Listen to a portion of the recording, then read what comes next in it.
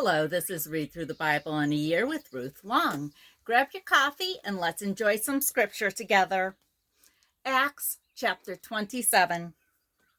When it was decided that we would sail for Italy, Paul and some other prisoners were handed over to a centurion named Julius, who belonged to the imperial regiment. We boarded a ship from Adramyttium, about to sail for ports along the coast of the province of Asia, and we put out to sea. Aristarchus, a Macedonian from Thessalonica, was with us. The next day, we landed at Sidon, and Julius, in kindness to Paul, allowed him to go to his friends so they might provide for his needs. From there, we put out to sea again and passed to the lee of Cyprus because the winds were against us. When we had sailed across the open sea off the coast of Sicilia and Pamphylia, we landed in Myra in Lycia. There, the centurion found an Alexandrian ship sailing for Italy and put us on board. We made slow headway for many days and had difficulty arriving off Cnidus. When the wind did not allow us to hold our course, we sailed to the lee of Crete, opposite Salmone. We moved along the coast with difficulty and came to a place called Fair Havens near the town of Lasea. Much time had been lost, and sailing had already become dangerous because by now it was after the fast. So Paul warned them, "Men, I can see that our voyage is going to be disastrous and bring great loss to ship and cargo and to our own lives also." But the centurion, instead of listening to what Paul said, followed the advice of the pilot and of the owner of the ship. Since the harbor was unsuitable to winter in, the majority decided that we should sail on, hoping to reach Phoenix and winter there. This was a harbor in Crete, facing both southwest and northwest. When a gentle south wind began to blow, they thought they had obtained what they wanted. So they weighed anchor and sailed along the shore of Crete. Before very long, a wind of hurricane force called the Northeaster swept down from the island. The ship was caught by the storm and could not head into the wind, so we gave way to it and were driven along. As we passed to the lee of a small island called Caudia, we were hardly able to make the lifeboat secure. When the men had hoisted it aboard, they passed ropes under the ship itself to hold it together.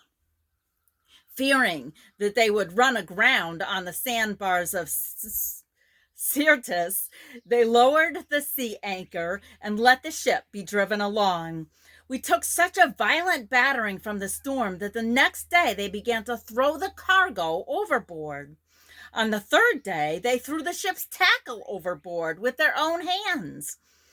When neither sun nor stars appeared for many days and the storm continued raging, we finally gave up all hope of being saved. After the men had gone a long time without food, Paul stood up before them and said, "Men, you should have taken my advice not to sail from Crete. Then you would have spared yourselves this damage and loss. But now I urge you to keep up your courage, because not one of you will be lost. Only the ship will be destroyed.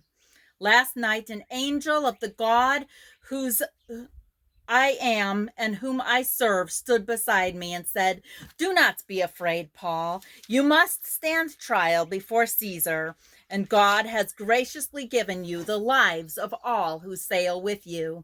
So keep up your courage, men, for I have faith in God that it will happen just as he told me. Nevertheless, we must run aground on some island.' On the 14th night, we were still being driven across the Adriatic Sea when about midnight the sailors sensed they were approaching land. They took soundings and found that the water was 120 feet deep. A short time later, they took soundings again and found it was 90 feet deep. Fearing that we would be dashed against the rocks, they dropped 4 anchors from the stern and prayed for daylight. In an attempt to escape from the ship, the sailors let the lifeboat down into the sea, pretending they were going to lower some anchors from the bow. Then Paul said to the centurion and the soldiers, "Unless these men stay with the ship, you cannot be saved." But the soldiers cut the ropes that held the lifeboat and let it fall away.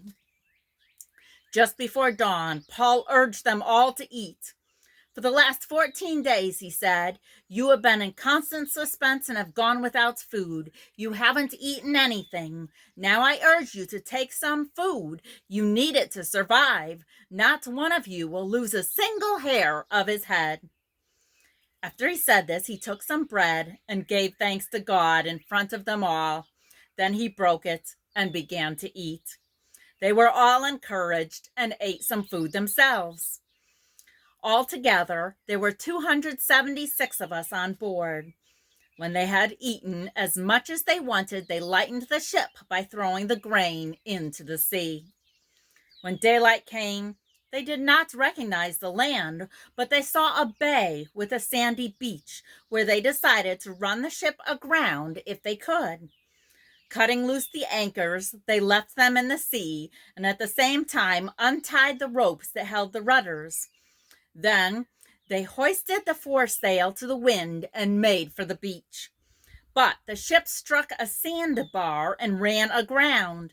The bow stuck fast and would not move, and the stern was broken to pieces by the pounding of the surf. The soldiers planned to kill the prisoners to prevent any of them from swimming away and escaping. But the centurion wanted to spare Paul's life and kept them from carrying out their plan. He ordered those who could swim to jump overboard first and get to land. The rest were to get there on planks or on pieces of the ship. And this way, everyone reached land in safety. Psalm chapter 116. I love the Lord, for he heard my voice. He heard my cry for mercy, because he turned his ear to me. I will call on him as long as I live. The cords of death entangle me. The anguish of the grave came upon me. I was overcome by trouble and sorrow. Then I called on the name of the Lord. O Lord, save me. The Lord is gracious and righteous. Our God is full of compassion. The Lord protects the simple-hearted. When I was in great need, he saved me. Be at rest once more, O my soul, for the Lord has been good to you. For you, O Lord, have delivered my soul from death, my eyes from tears, my feet from stumbling, that I may walk before the Lord in the land of the living. I believe, therefore I said, I am greatly afflicted. And in my dismay I said, all men are liars. How can I repay the Lord for all his goodness to me? I will lift up the cup of salvation and call on the name of the Lord. I will fulfill my vows to the Lord in the presence of all his people. Precious in the sight of the Lord is the death of his saints. O Lord, truly, I am your servant. I am your servant, the son of your maidservant. You have freed me from my chains. I will sacrifice a thank offering to you and call on the name of the Lord. I will fulfill my vows to the Lord in the presence of all his people, in the courts of the house of the Lord, in your midst, O Jerusalem. Praise the Lord. Leviticus chapter 27. Last chapter in Leviticus. The Lord said to Moses, "Speak to the Israelites and say to them, if anyone makes a special vow to dedicate a person to the Lord by giving equivalent values, set the value of a male between the ages of 20 and 60 at 50 shekels of silver, according to the sanctuary shekel. And if it is a female, set her value at 30 shekels. If it is a person between the age of 5 and 20, set the value of a male at 20 shekels and a female at 10 shekels. If it is a person between 1 month and 5 years, set the value of a male at 5 shekels of silver and that of a female at 3 shekels of silver. If it is a person 60 years old or more, set the value of a male at 15 shekels and of a female at 10 shekels. If anyone makes a vow, making a vow is too poor to pay the specified amount, he is to present the person to the priest, who will set the value for him according to what the man making the vow can afford. If what he vowed is an animal that is acceptable as an offering to the Lord, such an animal given to the Lord becomes holy. He must not exchange it or substitute a good one for a bad one or a bad one for a good one. If he should substitute one animal for another, both it and the substitute become holy. If what he vowed is ceremonially unclean animal, one that is not acceptable as an offering to the Lord, the animal must be presented to the priest, who will judge its quality as good or bad. Whatever the value the priest then sets, that is what it will be. If the owner wishes to redeem the animal, he must add a fifth to its value. If a man dedicates his house as something holy to the Lord, the priest will judge its quality as good or bad. Whatever value the priest then sets, so it will remain. If the man who dedicates his house redeems it, he must add a fifth to its value, and the house will again become his. If a man dedicates to the Lord part of his family land, its value is to be set according to the amount of seed required for it. 50 shekels of silver to a homer of barley seed. If he dedicates his field during the year of Jubilee, the value that has been set remains. But if he dedicates his field after the Jubilee, the priest will determine the value according to the number of years that remain until the next year of Jubilee, and its set value will be reduced. If the man who dedicates the field wishes to redeem it, he must add a fifth to its value, and the field will again become his.